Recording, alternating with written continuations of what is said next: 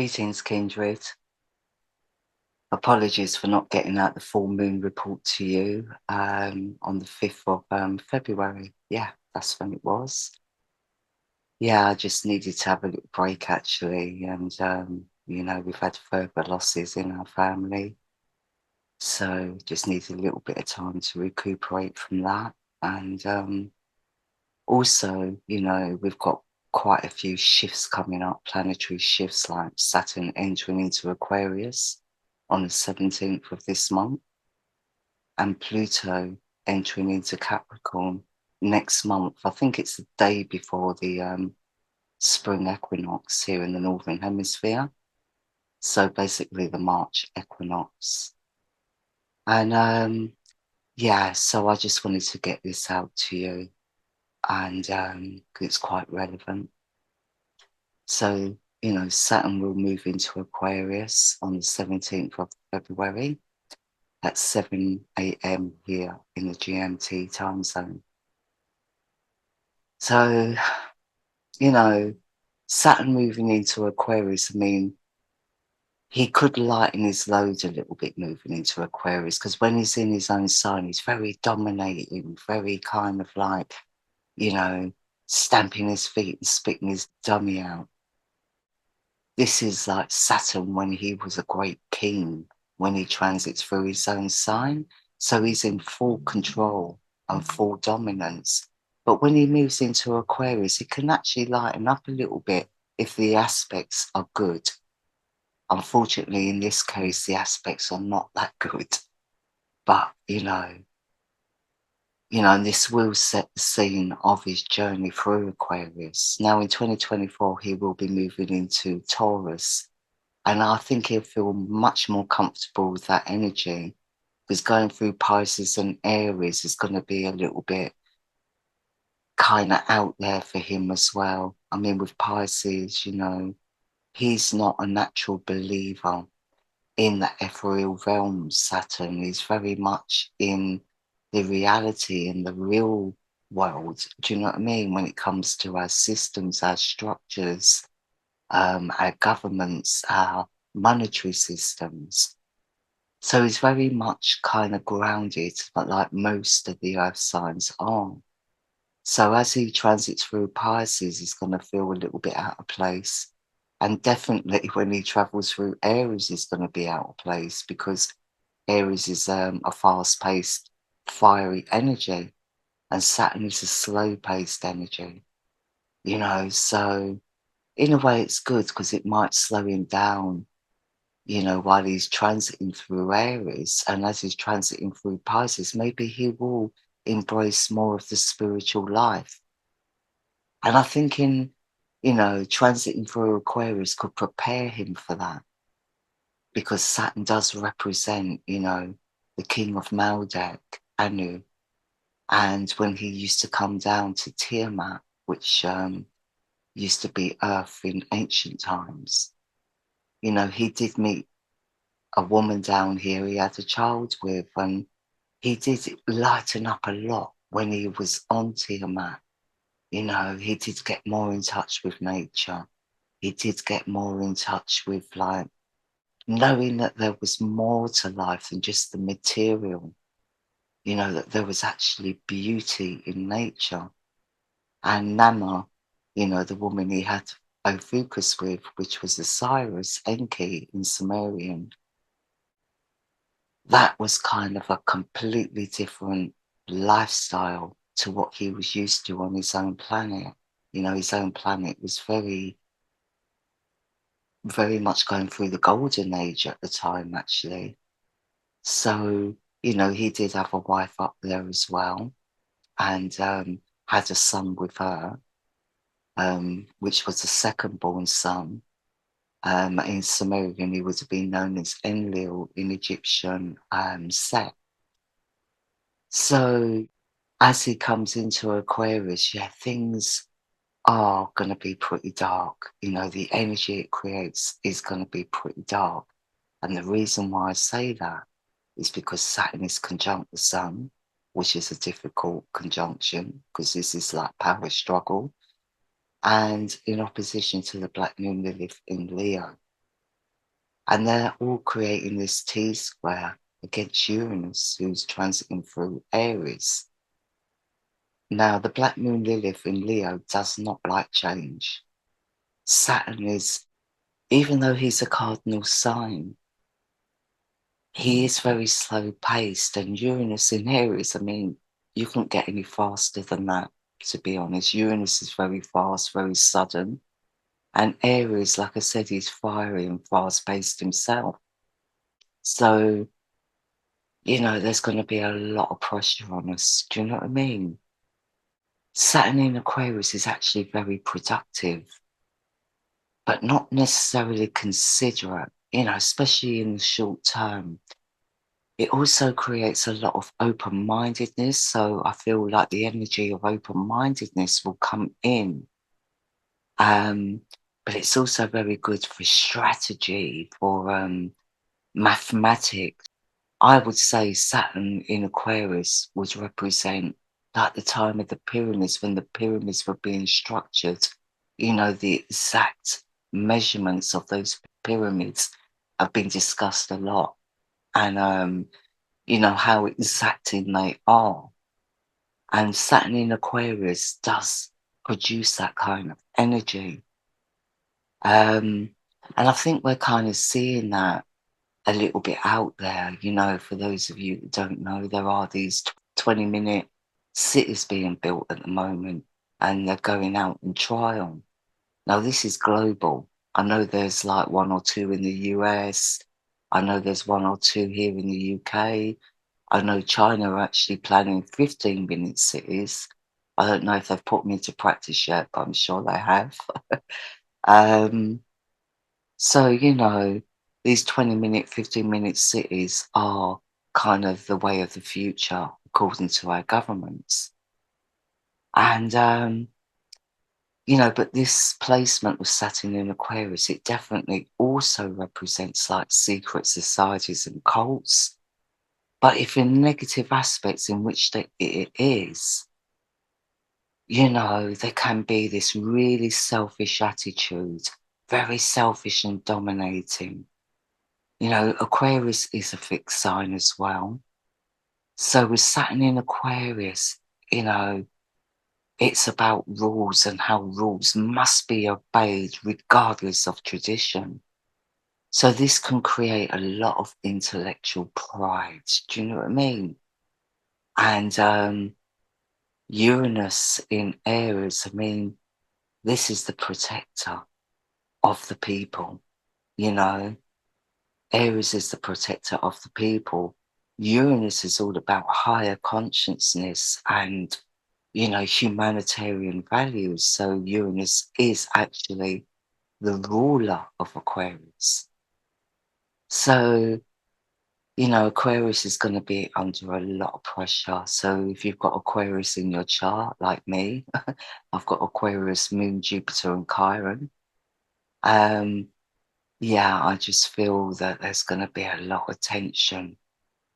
And, but anyway, that's not just it, is it? Because like Saturn also in conjunction to the sun, with the Aquarian energy, we do want to speak out.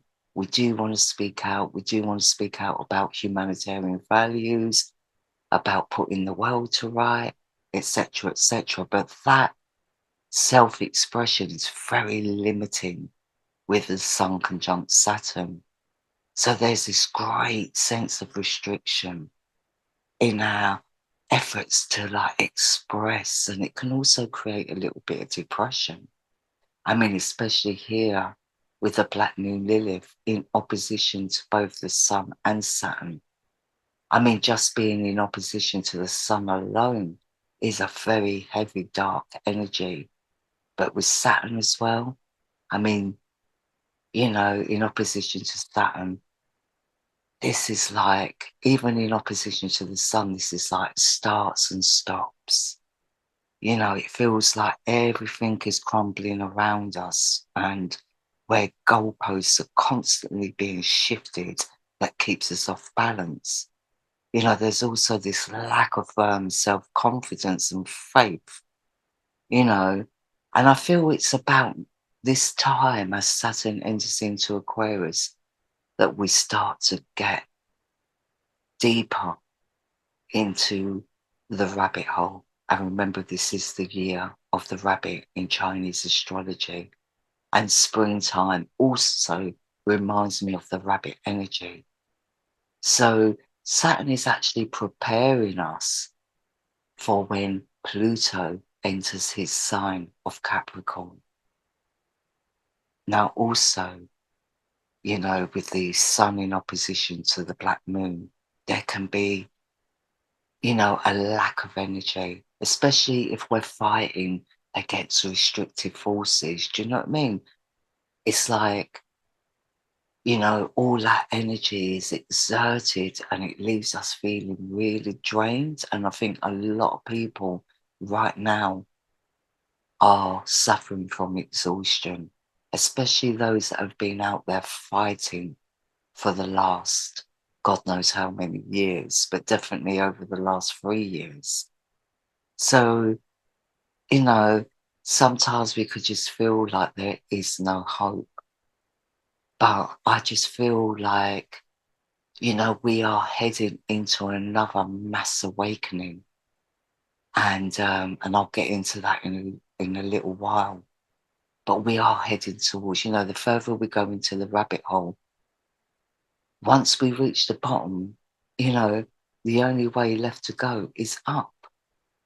So, you know, this is very much the dark night of the soul energy, putting restrictions on our freedom, on our humanitarian values. Do you know what I mean? On how ways to fight back. So whatever we're facing in life, you know, many of us are going through a lot of kind of exhaustion or exhausting situations that, you know, we feel like we're battling and we're not getting anywhere fast. So I would say if you are feeling like that right now, please do take time out. Epsom salt baths, you know, meditation by candlelight. What we really need is a spiritual uplift. So, I mean, the Black Moon Lilith in Leo, I mean, this is the shadow of order and a fear of change.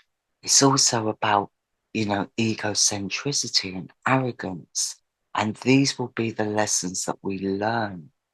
And again, it's another exhausting energy because we're fighting against the grain, you know?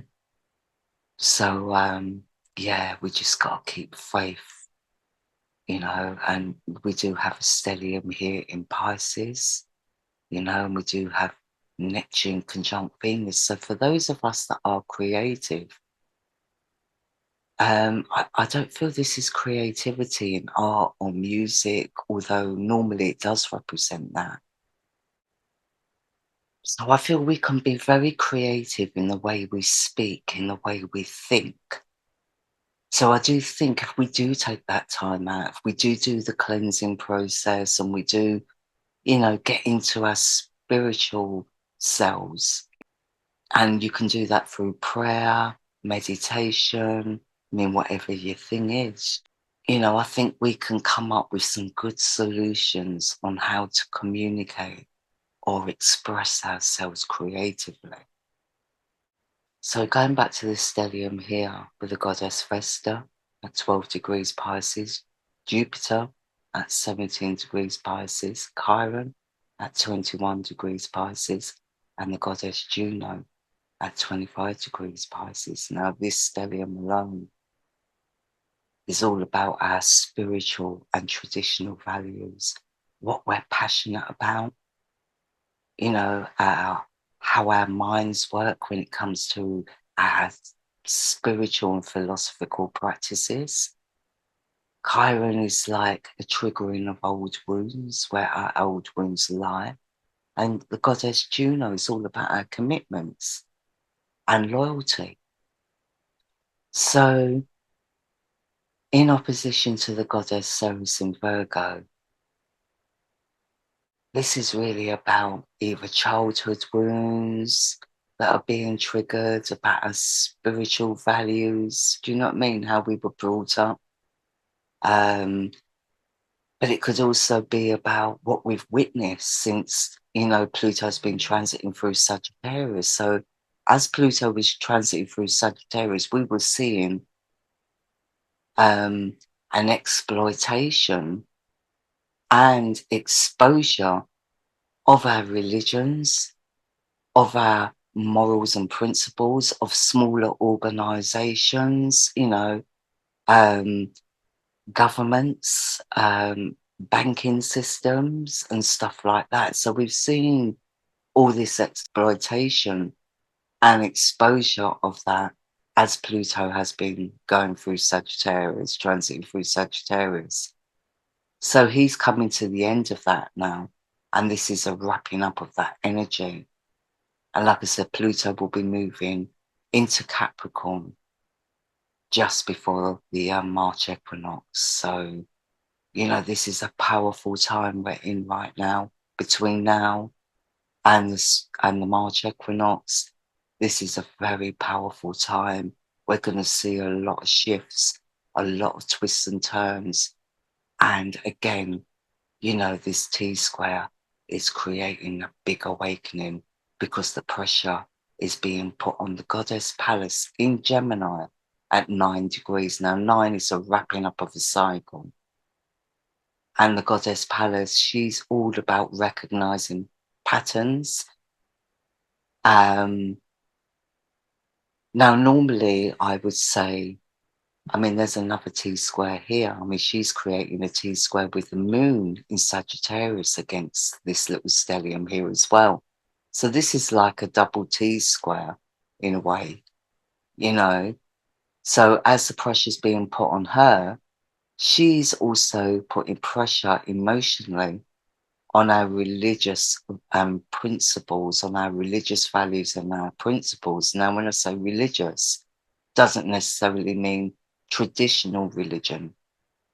It can also represent just our spirituality, which is our morals and principles and how we want to live our lives. Do you know what I mean?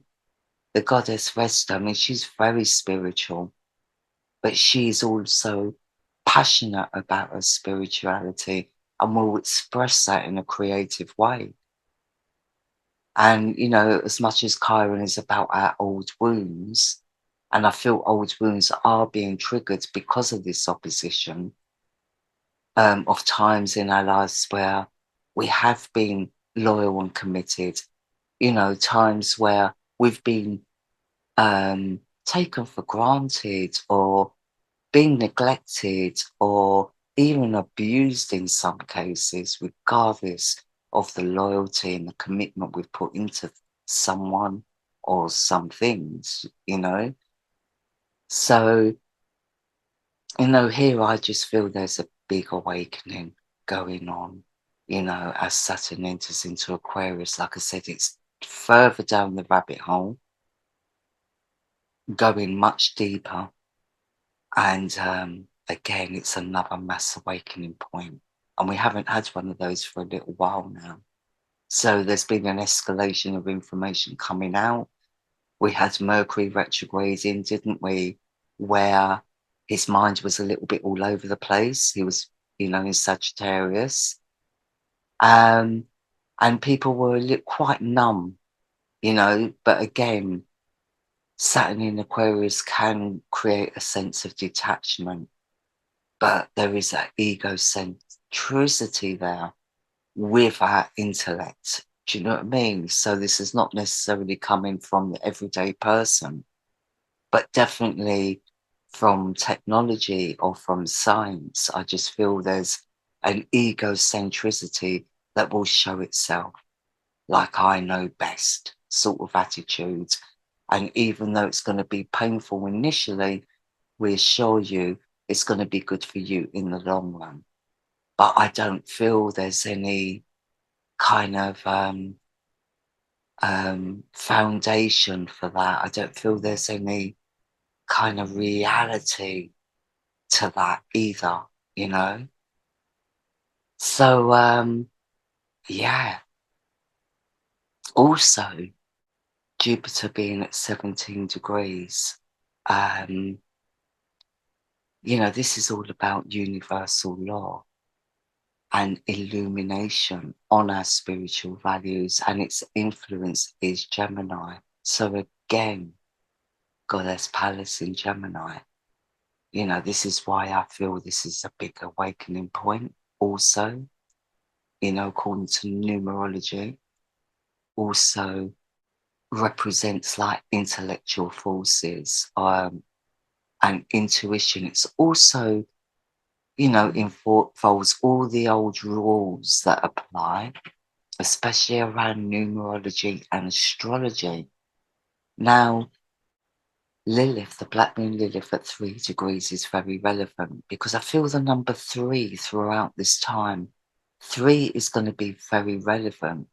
So as Saturn enters into Aquarius on the 17th, 3 days later, on the 20th, we will have a new moon. And, I just feel that the number 3 is going to be very relevant. Now, Jupiter in conjunction to Chiron. I mean, this is where old wounds can be triggered from our youth, but they can also be ancestral. So with the number 17 representing old rules, around numerology and astrology, I also feel that this conjunction between Chiron and Jupiter can be ancestral.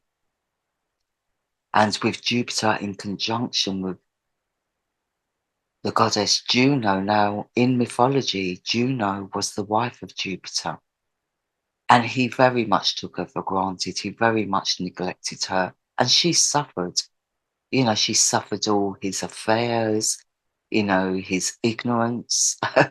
And so this conjunction really does represent what we are willing to sacrifice for love or for our spiritual commitments. And I think in this little stellium, it is more about our spiritual commitments, so doesn't mean to say it's not about relationships, because some relationships are based more on spiritual commitment rather than legal commitment. And, it can also be our spiritual values that we are committed to. So again, I feel that, whatever's going on, it feels like it goes against our spiritual commitments. Do you know what I mean? But it's going to be hard for us to express that or to put that into words. So with this conjunction here with Jupiter and the goddess Vesta, I mean, this can be too much focus on intellectual or philosophical matters. Do you know what I mean? On our point of view. So we do need to open our minds up a little bit when it comes to philosophy, when it comes to our intellect. But I really do feel with this T-square towards the goddess Pallas that is actually occurring. Because for as long as she's been transiting through Gemini,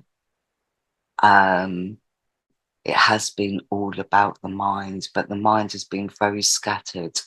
But now the mind is clear, especially with this opposition towards the moon, because it's causing a lot of emotions to come out, a lot of triggers, a lot of like, I've had enough now. Do you know what I mean? That seems to be the energy that this particular chart wheel is creating.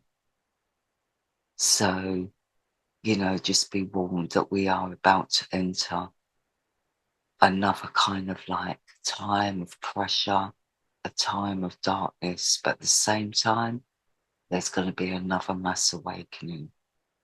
And I feel, maybe it's going to be a little bit exhausting, but if we take the time out that's needed to get our heads around it, because there's been a lot going on over the last month or so, a lot of information, a lot of events, we need time to absorb it all, even though we're seeing things clearly now. we need to like absorb it all and get back into our comfort zone. Do you know what I mean? Get back into our spiritual values. This is a numerological 7 universal year. The North Node is at 7 degrees. So, you know, we must really concentrate on our spiritual practices right now and do lots of cleansing and maybe a little bit of healing as well.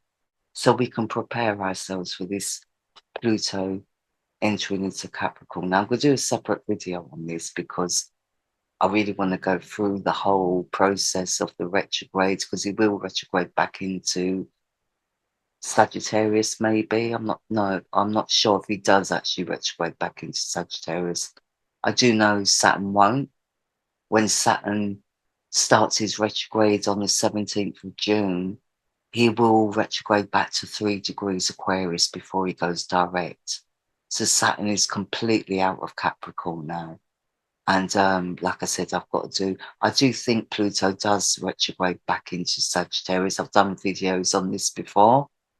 And as far as I'm aware, he does revert back. I did a very long video with Magi, an old colleague of mine. I mean, it's about 2.5 hours long. And to be honest, I was absolutely exhausted that day as well.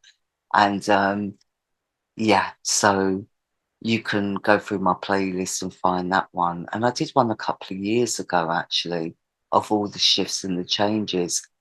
If I remember, I will link them both underneath this video. And so you can have a look at those as well. But I will be doing a new one and, you know, an updated version on that. So 3 days later, it's very relevant. Number 3 right now, life, death, rebirth, the Trinity. And the reason why I say that is because the moon and the sun will be at 3 degrees in Aquarius when the new moon begins. So let's get to that chart. So here we are with the chart for the new moon. And I apologize for those of you that I sent my calendar out to, because I did put 7:06 on that one and it's actually 7:05. So apologies for that.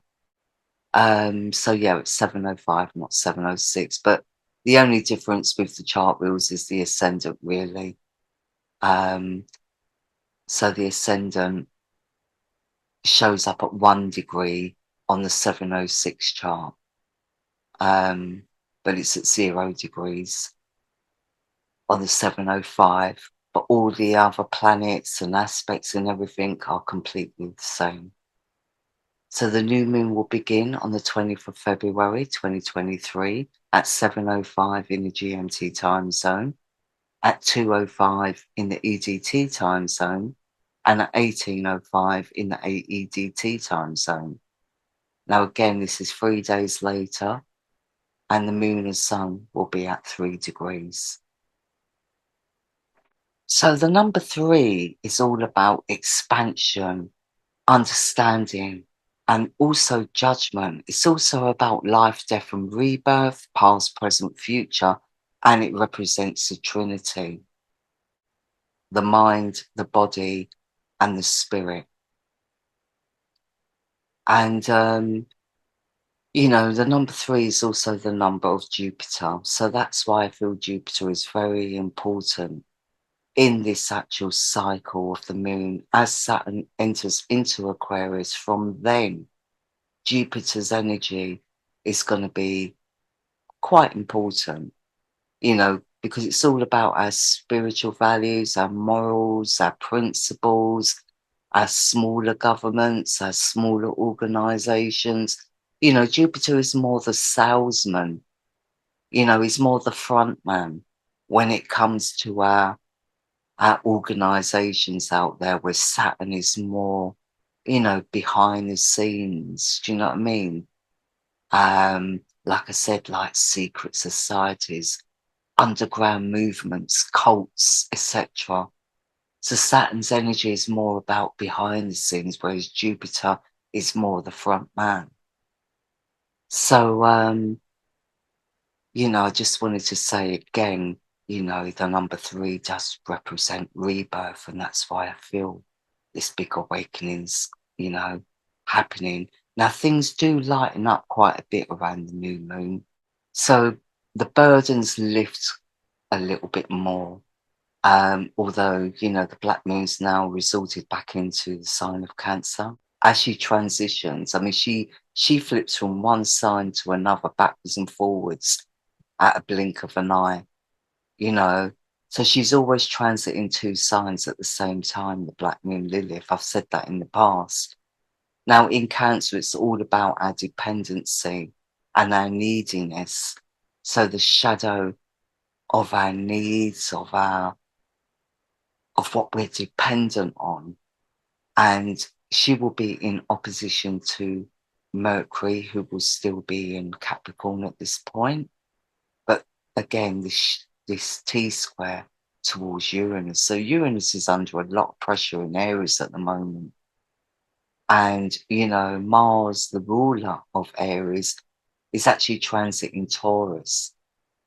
Now, in a way, I think this is good because, like, the lesson here is all about us taking responsibility for our own actions and, recognizing our part that we've played in any negative situation. Like they say, it takes 2 to tango. So many people will have to accept responsibility for their part in whatever's going on in their life right now, whether that be on a personal level or a global level. And this T square aimed towards Uranus in Aries is putting pressure on Uranus to, really analyze, or not even so much analyze, but look at the higher meaning, look at the more open-mindedness of this energy. So rather than getting in that ego and not taking responsibility, I think we're being forced into taking responsibility, whether that's we've sat down and been, in avoidance, or whether, we've been out there just running our mouths off, basically, and not really doing the research, or just talking off the top of our heads. Do you know what I mean?